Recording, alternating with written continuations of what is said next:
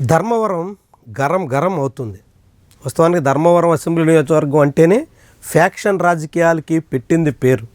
అలాంటి ధర్మవరంలో 2024 ఎన్నికల్లో బీజేపీ తరపున సత్యకుమార్ గెలిచారు. ఆ తర్వాత ఆయన చంద్రబాబు ప్రభుత్వంలో ఆరోగ్య శాఖ మంత్రిగా పనిచేస్తున్నారు. కానీ తన సొంత నియోజకవర్గం విషయంలో ఆయన మిత్రపక్షం తెలుగుదేశం పార్టీ నేతలతోనే సఖ్యత నడపలేకపోతున్నారు. విభేదాలకు కారణమవుతున్నారు. వివాదాలకి దారి తీసేలా ఉన్నారు. అదే ఇప్పుడు తెలుగుదేశం పార్టీ మహానాడు వేదికగా ప్రస్ఫుటమయ్యింది. తెలుగుదేశం పార్టీ ఇన్ఛార్జిగా ధర్మవరంలో ఉన్న పరిటాల శ్రీరామ్ చాలా ఘాటుగా స్పందించారు. సత్యకుమార్కి వార్నింగ్ ఇచ్చారు.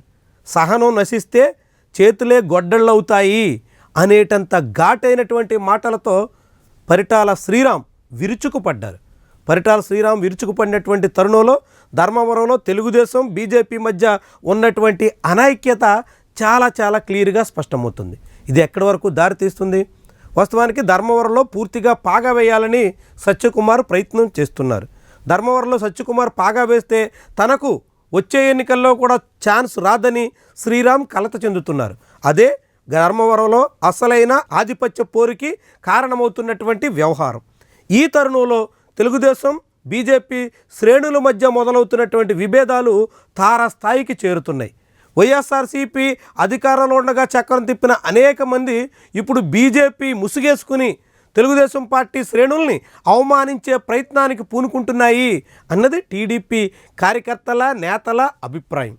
దాంతో టీడీపీ కార్యకర్తలు జరుగుతున్నటువంటి అవమానాన్ని సహించబోము అంటూ పరిటాల శ్రీరామ్ హెచ్చరిస్తున్నారు.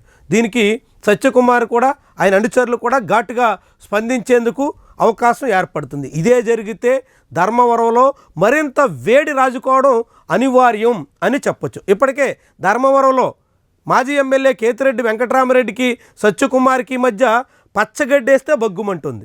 వివాదాలు అనేకం తెర మీదకు వస్తున్నాయి. నేరుగా కేతిరెడ్డి మీద దాడికి కూడా బీజేపీ శ్రేణులు పూనుకునేటంత స్థాయి వరకు వెళ్ళింది. ఆ దాడి యత్నంలో కేతిరెడ్డి డ్రైవర్ అత్యంత చాకచక్యంగా తన కారుని వేగంగా నడపడంతో చాలా పెద్ద ప్రమాదం నుంచే తప్పుకున్నట్టుగా అంతా భావించారు.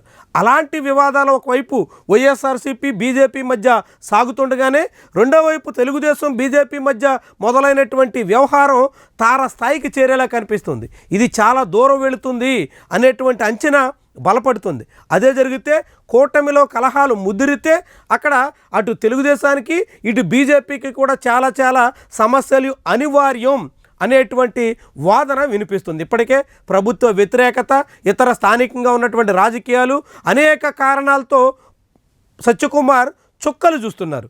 ప్రజా వ్యతిరేకతను ఎదుర్కొంటున్నారు.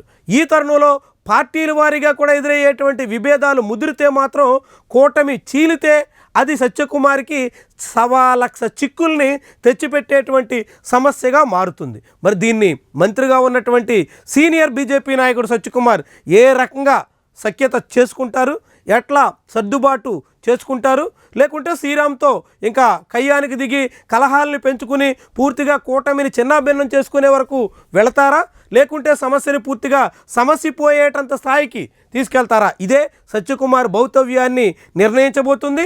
ధర్మవరంలో కూటమి భవిష్యత్తును కూడా నిర్దేశించబోతుంది. ఒకవైపు వైఎస్ఆర్సీపీ పుంజుకుంటోంది అనేటువంటి వాతావరణం మొదలైనటువంటి తరుణంలో కూటమిలో ఇలాంటి కలహాలు చాలా కీడు చేస్తాయి అనేటువంటి అభిప్రాయం ధర్మవరం కూటమి శ్రేణుల్లో వినిపిస్తోంది. మరి ముఖ్యమైనటువంటి నాయకులు అటు పరిటాల శ్రీరామ్ ఇటు సత్యకుమార్ ఏ రీతిని సాగుతారు, ఈ సమస్యల్ని ఏ రకంగా సర్దుబాటు చేసుకుంటారు చూద్దాం.